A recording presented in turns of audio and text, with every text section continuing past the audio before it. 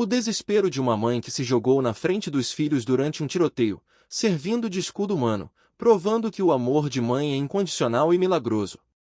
Se você gosta de histórias milagrosas e de se emocionar, curta, compartilhe e se inscreva em nosso canal, para não perder as próximas histórias.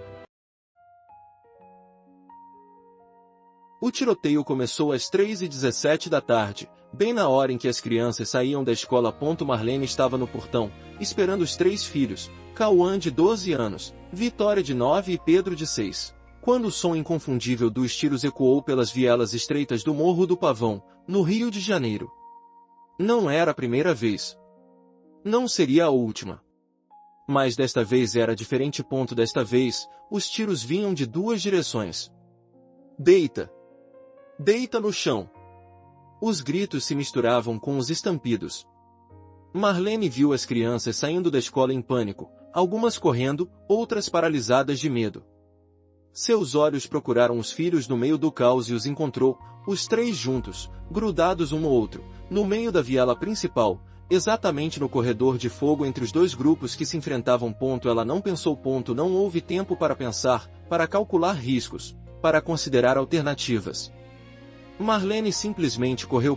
Correu em direção aos filhos enquanto as balas assobiavam ao seu redor, enquanto rebocavam dos muros, enquanto pessoas caíam, algumas feridas, outras talvez mortas. Correu com uma velocidade que não sabia ter, movida por algo mais poderoso que o medo, mais forte que o instinto de sobrevivência. Quando chegou aos filhos, fez a única coisa que podia fazer, jogou seu corpo sobre eles. Abraçou os 3 ao mesmo tempo, usando a si mesma como escudo, cobrindo-os completamente enquanto o inferno continuava ao redor. Sentiu os corpos pequenos tremendo sob ela, ouviu os soluços abafados, sentiu o asfalto quente contra seus joelhos. E rezou. Não com palavras elaboradas, não com orações memorizadas. Apenas um nome, repetido infinitamente em sua mente enquanto as balas continuavam voando: Jesus. Jesus. Jesus. Jesus. O tiroteio durou 7 minutos. 7 minutos que pareceram 7 horas.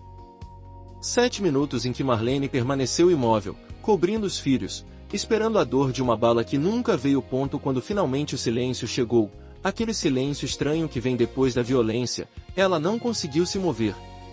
Ficou ali, paralisada, ainda abraçando as crianças, ainda esperando o fim que parecia inevitável. Mãe! Era a voz de Cauã, abafada contra seu peito.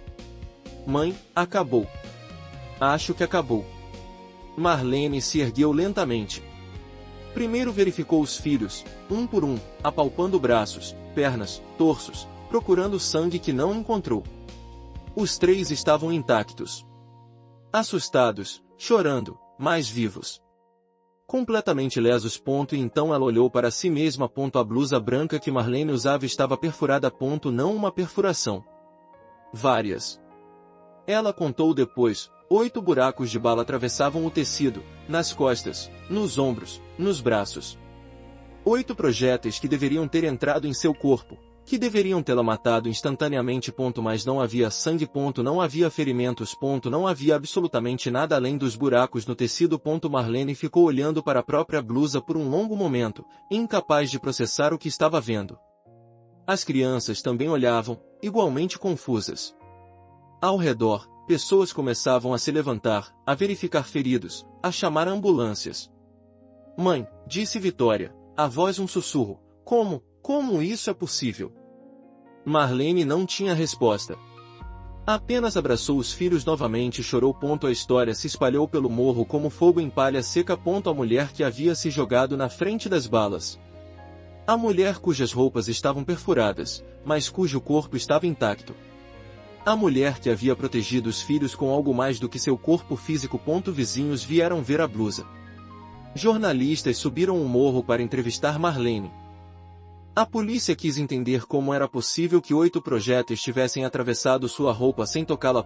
Ninguém conseguia explicar. Os peritos analisaram a blusa e confirmaram: os buracos eram reais, causados por projéteis de calibre .38 e 9 mm.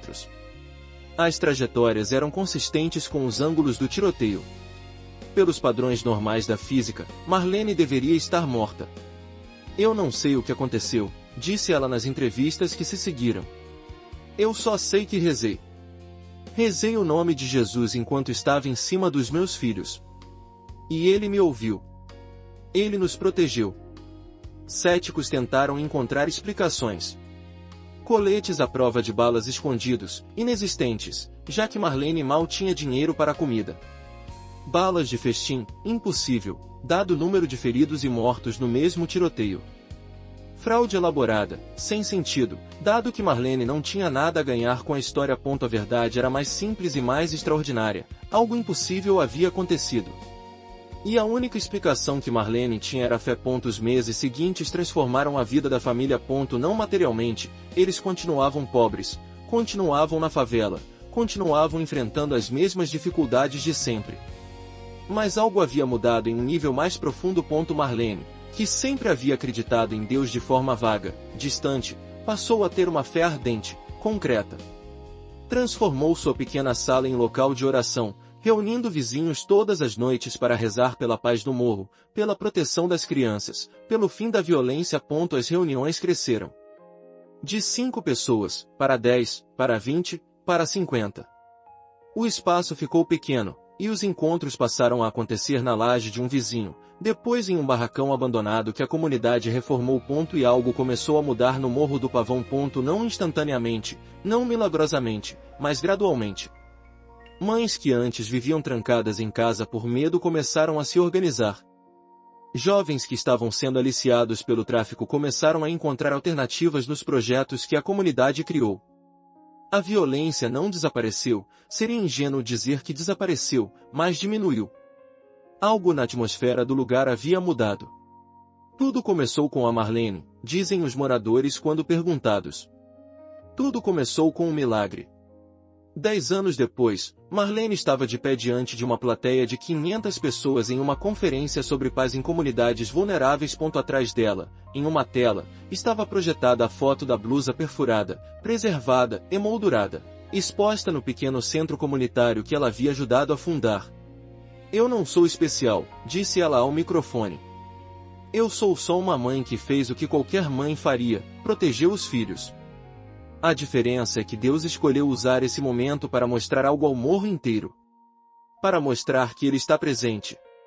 Que Ele vê o sofrimento. Que Ele ouve quando clamamos.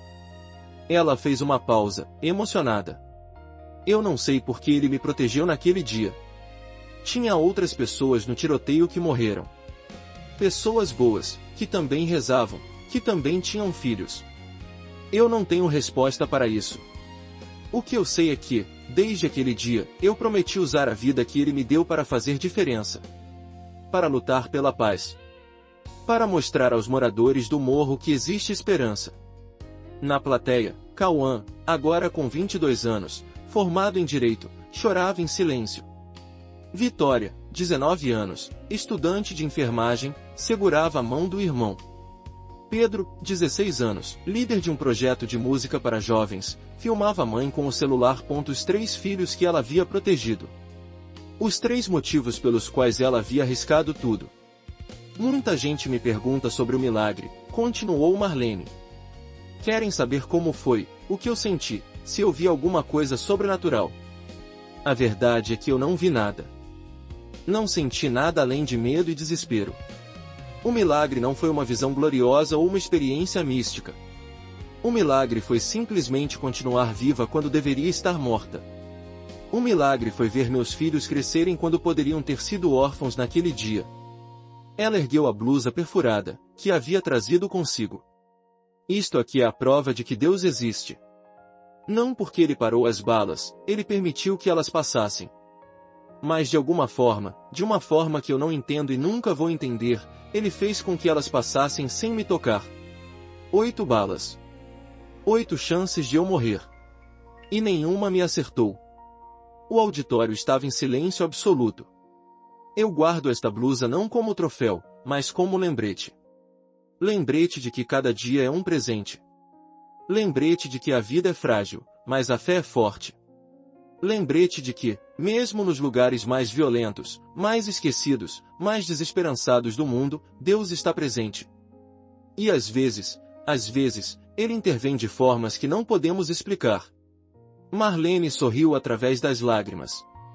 Para todos que estão passando por situações impossíveis, para todas as mães que vivem com medo, para todos que acham que Deus os esqueceu, Ele não esqueceu. Ele vê. Ele ouve. E quando menos esperamos, Ele age. Eu sou a prova viva disso. A blusa de Marlene está hoje exposta no Centro Comunitário Esperança Viva, no Morro do Pavão. Milhares de pessoas já a viram. Muitos choram ao vê-la.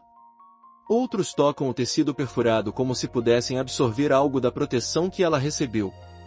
Outros ainda tiram fotos, compartilham nas redes sociais, espalham a história. E todas as noites, às 7 horas, um grupo se reúne no mesmo centro para rezar. A oração que Marlene começou sozinha, há 10 anos, continua.